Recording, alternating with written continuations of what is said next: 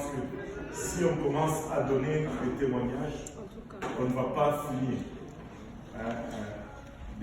On ne va pas finir.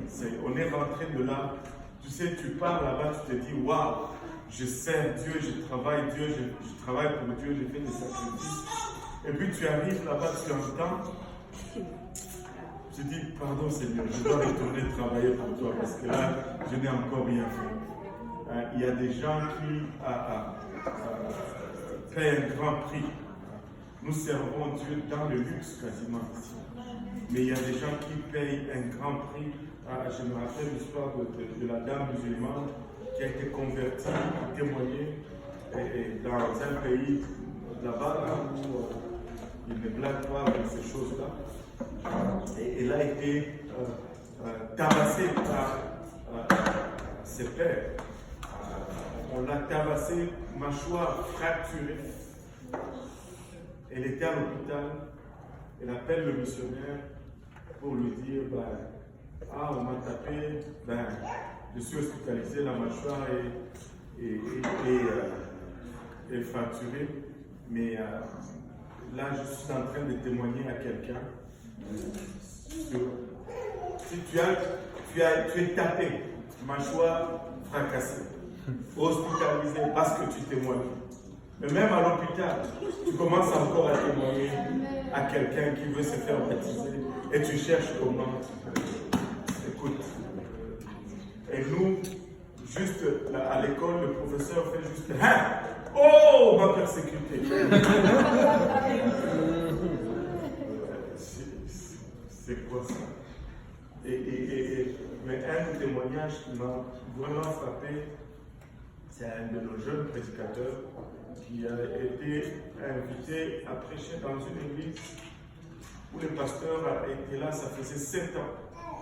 Et dans 7 ans, il avait seulement 3 baptêmes d'eau. Personne n'a reçu le Saint-Esprit. Pendant 7 ans, 7 longues années, 3 baptêmes d'eau. Ça, c'est de quoi donner une dépression nerveuse à tout pasteur que je connais. et 7 ans. Là, c'est comme tu te retrouves à une place où tu vas à l'église, tu ne sais même plus pourquoi tu y vas. Tu sais, c'est comme. Ça ne marche pas. 7 ans. Et il a invité le jeune qui prêchait. Et le jeune est allé là-bas, il a prêché, réveil de fin de semaine. 23 personnes ont reçu le Saint-Esprit. Je ne sais pas combien ont été baptisés. Et le pasteur était content, il est allé lui dire, en tout cas, merci d'être venu, merci. Et le jeune pasteur l'a arrêté et dit, arrête. Comment ça tu me remercies? C'est moi qui dois te remercier. Tu as enduré 7 ans. Si tu avais abandonné, moi je n'aurais jamais eu l'opportunité d'être là aujourd'hui et de prêcher cette convention. Si tu avais abandonné, on n'allait pas avoir ces 23 remplis du Saint-Esprit aujourd'hui. Écoutez, des fois nous le regardons à l'envers. Des fois nous oublions ceux qui ont été là, qui ont enduré.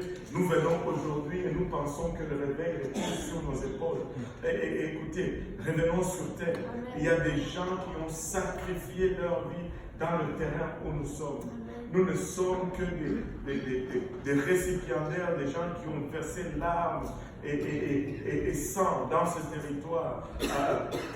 Écoutez, la prière ne meurt jamais. Amen. La prière ne meurt jamais.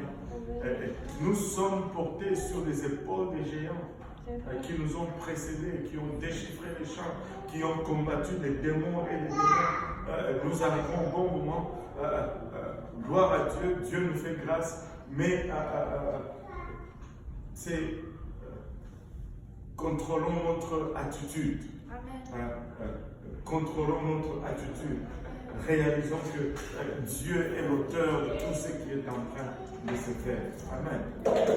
Et vraiment, c'était une conférence qui humilie, j'allais dire humiliante, mais enfin, ça allait peut-être être mal interprété, qui t'humilie, qui te rabaisse vraiment qui te remet à ta place et tu te dis, je dois retourner là-bas et je dois faire plus que je ne faisais. Et en tout cas, nous devons faire plus que nous sommes en train de faire. Nous devons encore inviter les gens. Amen. Nous devons encore enseigner des études bibliques. Nous devons les voir baptisés au nom de Jésus, remplis du Saint-Esprit, mener une vie de sanctification, de sorte que lorsque cette trompette sonne, qu'on nous demande qu'on ne soit pas réduits. Amen. Nous allons parvenir au salut. Alors, je ne sais pas pour vous, mais je planifie sérieusement de faire partie de la raison.